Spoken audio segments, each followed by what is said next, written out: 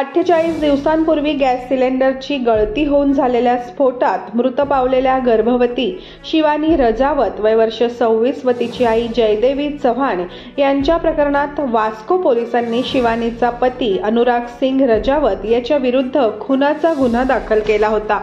त्यानंतर त्याला शुक्रवारी 5 तारखेला रात्री उशिरा अटक केली गेली। काही दिवसांपूर्वी पोलिसांनी शिवानीच्या मृत्यू प्रकरणात हुंडाबळीचा गुन्हा नोंद करून त्या प्रकरणात चौकशीला सुरुवात केली होती। शुक्रवारी पोलिसांनी अनुराग सिंग विरुद्ध शिवानी आणि तिची आई जयदेवी चव्हाणचा खून केल्याच्या आरोपाखाली 302 कलमाखाली गुन्हा नोंद केल्याची माहिती पोलीस निरीक्षक कपिल नाईक यांनी दिली। 18 नोव्हेंबरला सकाळी तो स्फोट झाला होता।